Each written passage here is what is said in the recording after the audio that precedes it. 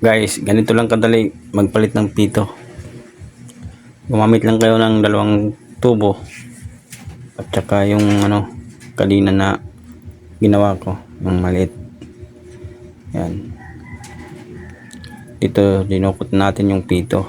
Papalitan na natin. Yan. Yan ang bagong pito. Yan. Madali lang yan pagpalit. Pwede nyo itong gawin sa bahay nyo kahit ikaw lang mag-isa. Lalo na kung wala kang pangbayad. Hindi na kailangan tanggalin yung gulong para lang magpalit ng pito. Ayan guys. Lalagyan na natin ng pito. Ayan. Iipitin na natin yung dalawang tubo. Yan yung gulong. Para natin ipasok yung pito. Yan, ganyan lang kadali. Yan o.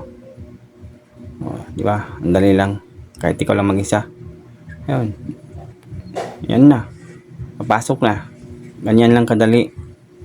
Tapos, lagyan na natin ng hangin. Yan. Kahit wala kang kompresor, pwede na yan gamitin yung mano-mano. Yan lang yung gamit ko pag lagay ng hangin.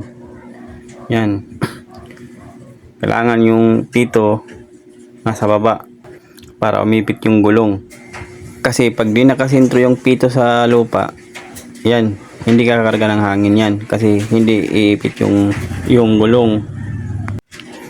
Dapat nakasentro yung pito sa lupa para umipit yung gulong, para kumarga ng hangin. Kasi pag hindi nakasentro yung pito sa lupa, yan, wala na sa yung tawag doon, tadong sa lupa doon, para maipit. Yan, okay na siya. Pwede na patakbo, no? Diba? Dali lang. Yan, lagyan natin ng tubig na may sabon para makita natin kung may may bula, may singaw. Yan, para hindi tayo palit-ulit. Yan, goods naman, wala namang singaw, wala namang dadaanan ng hangin.